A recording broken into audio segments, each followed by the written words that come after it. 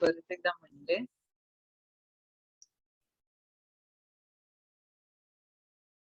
So today in database management system, we are going to learn a new section, that is DBMS languages.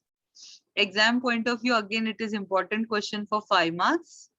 Although practically we'll be using only one language, that is SQL, and different category of command, that is DDL, DML, and TCL, mostly DDL and DML, only these two categories.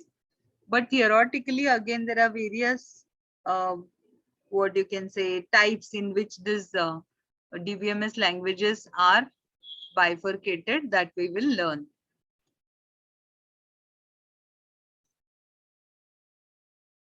Yeah. So the first language, first category of DBMS languages is data definition language. Abbreviation used is DDL. So normally DDL commands, as per your practical explanation, what I had done that day, what do DDL command use for?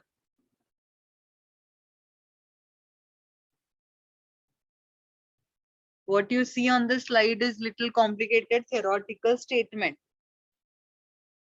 But then there are two things about database. One is structure and second is the data, actual data. So can you tell me to which part this DDL is related?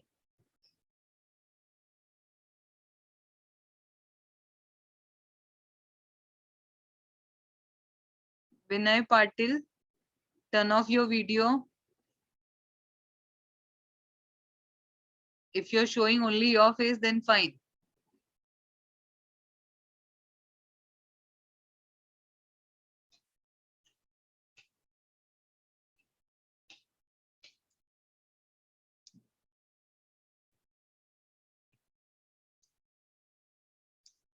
No one remembers. It is used to define data structure.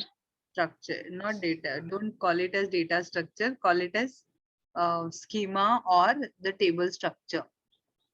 When normally schema refers to the table structure. Fine. So data definition language. The commands in this category are basically used to define the databases or create the table structure. Sometimes they are also used to create the users, etc.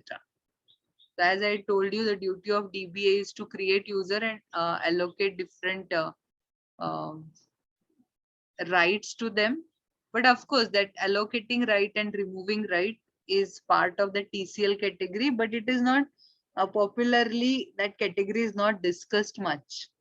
I just tell it from the knowledge which when I learned this SQL, that time it was told, but in most of the textbooks, the TCL category as a separate will not be mentioned.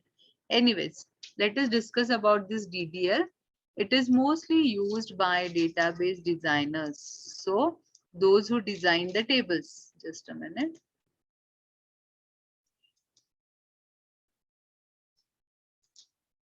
Sorry. So those who design, database designers are those like now you people, when because you are going to create these tables and you are going to design this database, so you people will be database designers. So basically these are the programmers.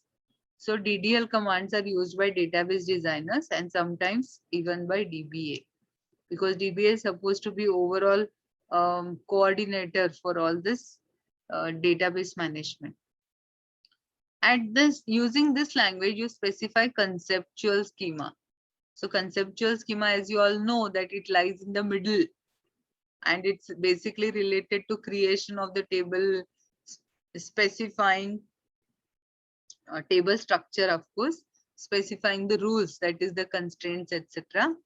Fine. So it is used to specify conceptual schema. In many database management systems, DDL is also used to define internal and external schemas. Sometimes, remember, some of the database management systems these commands are used to even define external schemas, but that happens very rarely. Fine. In some DBMS, now this separately, this language will be sometimes covered called as storage definition language. Storage definition language is a specialized category uh, with having capability of defining various storage structures for your data. It has more specialization about giving complex storage structures. Fine. So there is a specialized language also called as storage definition language. Abbreviation is SDL. Even that exists, but that will be only for the specialized programmers. Then there is view definition language. Even this category of language, the commands in this category are used to define internal and external schemas. Fine. So at the external schemas, whatever user friendliness or beautification is required, those commands are available in this VDL, stands for view definition language. So when you write the answer, I will be giving you notes. Even this SDL and VDL can be separately written as a separate category, like data definition language. Now everything here we have written in one paragraph, but you can write this SDL and VDL separately. What is the next category? DML. What does DML stand for? Data manipulation language. It is used to specify database retrievals and updates. Updates of course, insertion of the data, modifying the data, and deleting the data. Remember, DML is related to data, not related to table structure. It is related to table data. Now, DML commands can be embedded in general purpose programming language, that is host language such as COBOL C or an assembly language. Or alternatively, standalone DML commands can be applied directly. What is the meaning of this? Now in the morning today in Advanced Java, we learned applet, right? We are learning GUI programming this time in Advanced Java. So suppose you have, later on, there is a journal program also that you are told to search for employee's phone number when the employee name is given. Okay, right now I have not covered that detail of SQL statements for you. So let us assume that there is an applet and there are two text fields here. One text field for a student name, roll number, and second is for student name. And then there is a button. On the button you have the text written called as add. This is like for admission of the student, for example. So here in this upper part, you enter roll number and down you enter name. So these are the two text fields. After you type and then click on add button, what actually happens is this roll number and name of the student goes and gets added in the database. Where is the database defined? Now this interface lies at the front end. And this is a backend.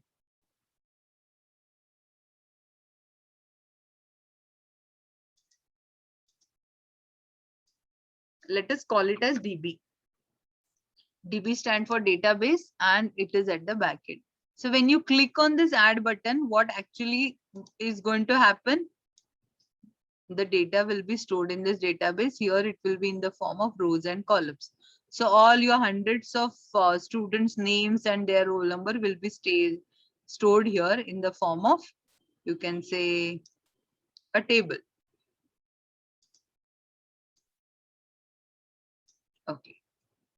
So which event you are going to generate here and the front end? We're trying to connect DBMS and Advanced Java here. Which component I have told you? Button click. Button click. Very good. Which listener? Action listener. Very good. Button click action listener. So when you click on this, on this click event, which method? Suppose you want to write the statement that should get executed in response to this click event. Which method you will use? Action performed. Very good. Action So in that performed. action performed, you will be writing a statement that fetches the value from this text box, and then that it fetches the value from this text box. And then these two values will be added. So before that, prior, here you will have created a table with two fields. Which are the two fields? Roll number and name. Right now we have taken a simple table, dummy table, for just for your understanding. Fine. So here you have two fields, roll number and name, and then there are n number of rows for all the students. Fine. So this first one indicates roll number, second one indicates name. So when you click on this, automatically it will go and get stored at the next level. I mean, in the next row, it goes and gets stored. Which command is used to add record? Last time we studied in Oracle.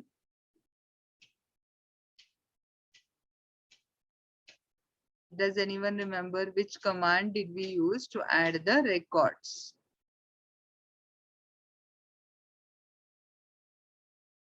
You can even refer to practical books.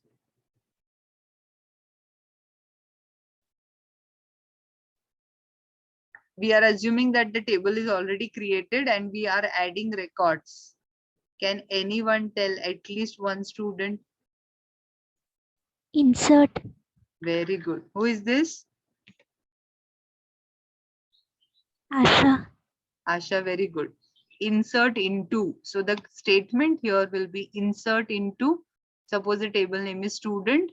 Insert into table name, insert into student values. This, suppose if we have stored this in a variable called as roll number, and this we have stored it in a variable called as name. Insert into student values, roll number and name, the values which are fetched from these two variables. So that happens every time you add a new record. So on the click event, we are going to write SQL. Now, can you tell me this interface design and click event, in which language we have written?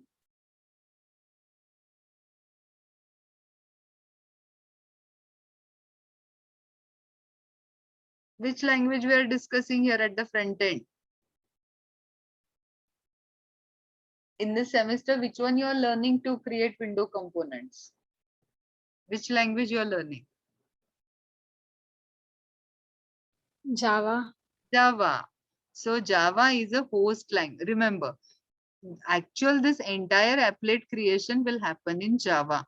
But on the click event, only in that action performed method, you are writing one SQL command there. Which is that SQL command? Insert into student values, and you will be mentioning the values which are taken from this text fields. So actually entire program is written here in Java, and you are just adding. This adding in between is called as embedding. So let me just highlight this part from the slide. So we have used word embedded here. So I was trying to explain you that word called as embedded. What do you mean by embedded? So there will be a program, application programs written using some host languages. It may be Java, C, C++, or any web-based language also. And inside that, wherever required, you are going to embed these DML commands, because DML command basically they work on the data. So DML commands are used as, or they can be embedded in general purpose programming language such as Java. This is one usage. Or secondly, alternatively, the standalone DML commands can also be applied directly. So sometimes using SQL, we use this DML commands independently. We may not embed it in any host language. Mostly they are embedded in host language, but sometimes we can even use them independently. Did you get the meaning of this? Yeah. So this is data manipulation language. Next is SQL, high level or non-procedural languages. Even in SQL, there are different categories. So one is high level non-procedural. So SQL are set oriented. Later on, you will learn one different section of SQL wherein we will perform set operations. You know, set operations like union, intersection, minus, etc. So all these set operations we are going to perform using SQL on the database. So SQL statements specify what data to retrieve and how to retrieve. They are also called as declarative languages. So DBM, there is one more category. Actually, it is not a broadly visible category, but just theoretically it has been categorized like this. So it is also called as high level or non-procedural language called as SQL. Then there is low level or procedural language also called as record at a time. They specify how to retrieve data and include constructs such as looping. So for this, we are going to use PLSQL. So your syllabus from your seniors, this new procedural language part, which is used for DBMS procedures, that is PLSQL, that is introduced to you. And in this, you will learn one record at a time. Sometimes, I mean, there is a concept called as cursor, etc., that you will learn later. You will be able to understand it clearly when you will learn that part. So right now, just understand even in SQL, there are two parts. So this was about DBMS languages. Sometimes in exam, they will ask you explain DBMS languages. So you will be underlining, I mean, you will just mention, underline the title for each, that is DBL, DML, SDL, VDL, etc. And then explain each one clearly. Fine. Then there is one more important question. As I told you, most of the theoretical questions, around 80 marks, will be covered in these two chapters only. So this second chapter especially, many 5 marks question. First one is data models, then 3 schema architecture, then we cover DBMS language as another 5 marks question, and then another question will be DBMS interfaces. So even this is frequently asked question. So there are various interfaces which are provided by database management system software. So let us see about that.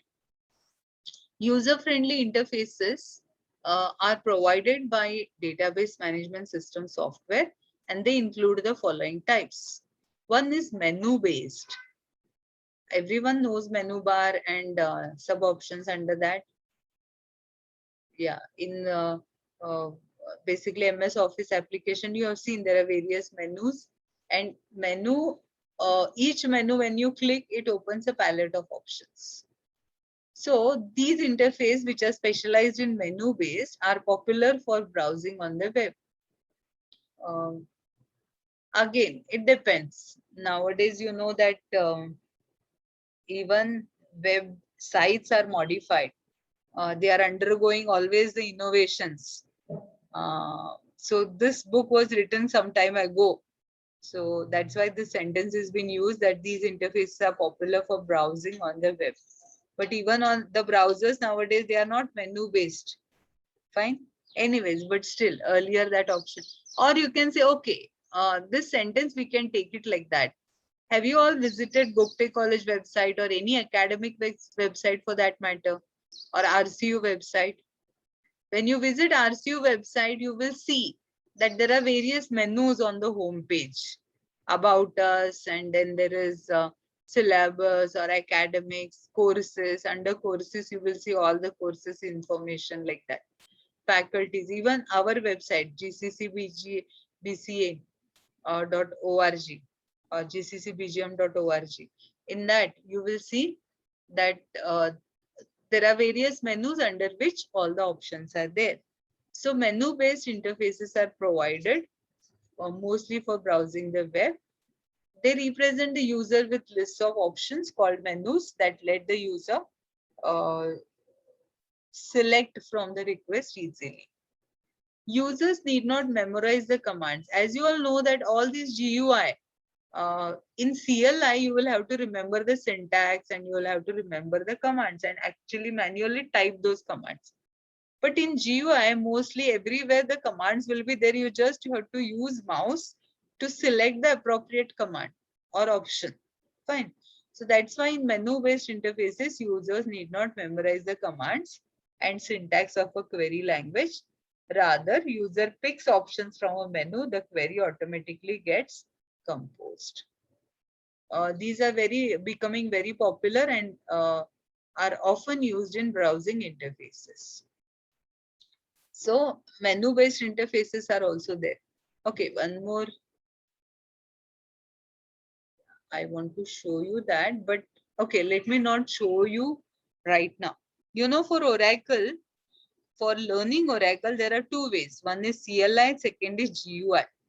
Oracle Tenji, when you install, you will get both the options, working with GUI as well as working with CLI. So whatever commands I demonstrated to you in the last practical session, last to last class, that is connect, and then we typed create table, then we also typed select star or describe. All these commands, for all these commands we use CLI, that is command line interface.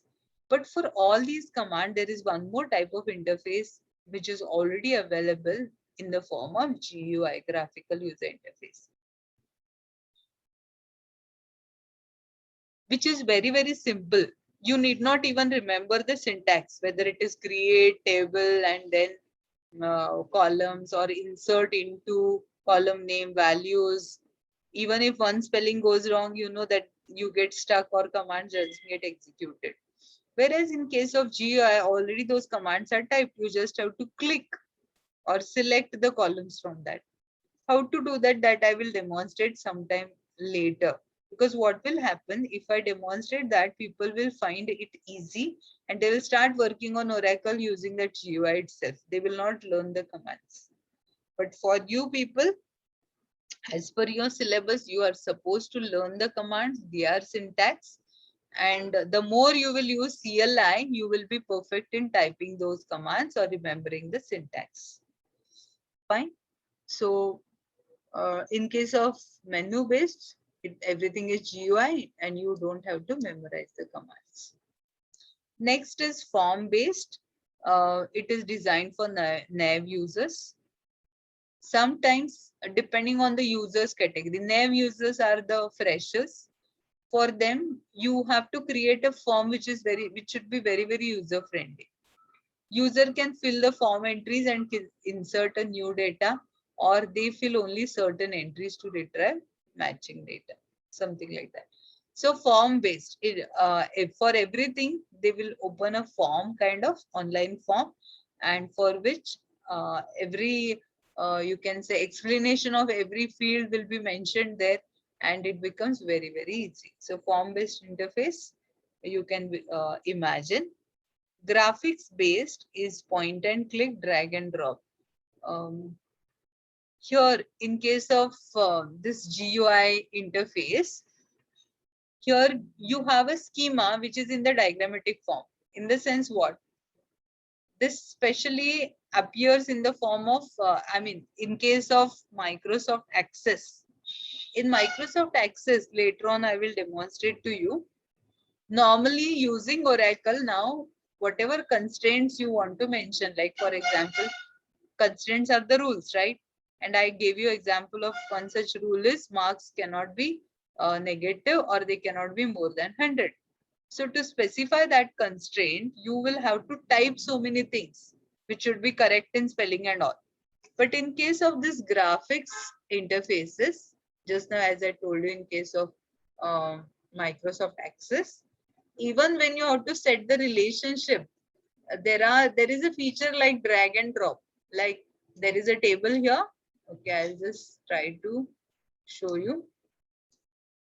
So there is all the tables are there, and suppose you want to create a query which depends on multiple tables. You may not understand exactly what I'm trying to tell you right now, but just as an example.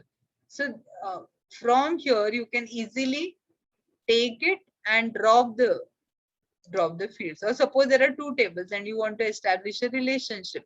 So to establish a relationship, in case of MS Access, you just have to press and drag a field to the another field in any other table. Then there will be a relationship between these two fields automatically. How? Just by pressing and dragging. So such easy interfaces are provided. Whereas you will learn in Oracle how difficult it is to type and then remember and then how to create this foreign key constraint. Foreign key means relationship between the two tables. So this graphics based interface are point and click, drag and drop ways. User can specify a query by manipulating the diagram. Such GUIs utilize both menus and forms. So this is another type of interface. Next is natural language. These interfaces accept requests written in English or some other language and attempt to understand them. Like for example, Google Assistant. You try to orally tell Google Assistant what do you want, like open my inbox or open my mail or check my mail. The Google Assistant will try to translate that English-like statement into the programming statement, and it will be internally converted and automatically it will be fetched. Like for example, you want to view all the students' data or all your mails. The actual command that gets generated in the background is select star from whatever is your mails table name. But then when you just say show me my mails or check my mails, automatically that English like sentence will be translated into appropriate SQL command and that will be executed in response to your English like query.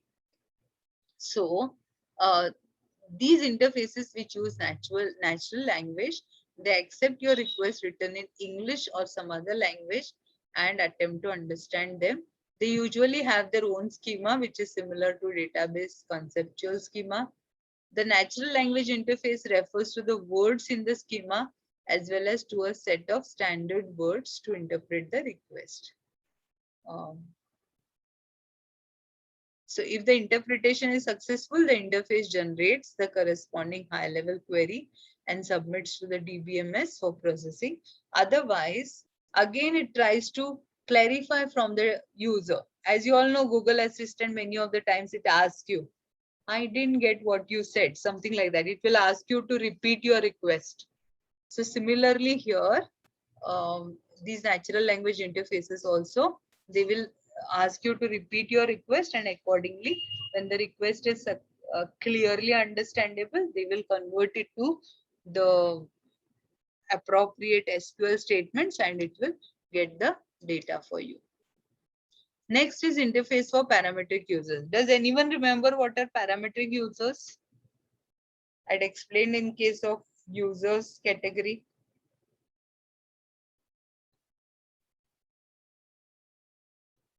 Parametric users are those which often perform the same set of operation again and again repeatedly.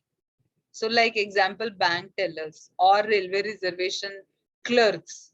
Whenever the request comes, they will be there to reserve your tickets.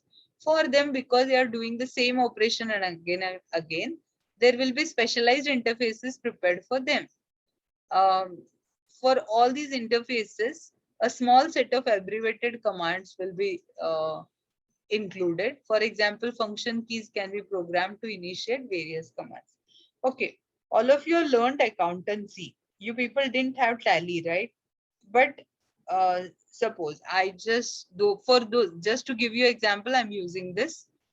In Tally, normally whenever you make an entries, fine, any transactions, when you make an entry, you are supposed to select vouchers, either it is whether it is sales or purchase or receipt or payment. And you know, Tally provides you shortcut keys, like when you say F4, it is contra voucher, something like that. And when it is F8, F9 is for purchase, I think. Many years past, I did use. So when instead of clicking, going through the menu, okay, go to the voucher, then select the type.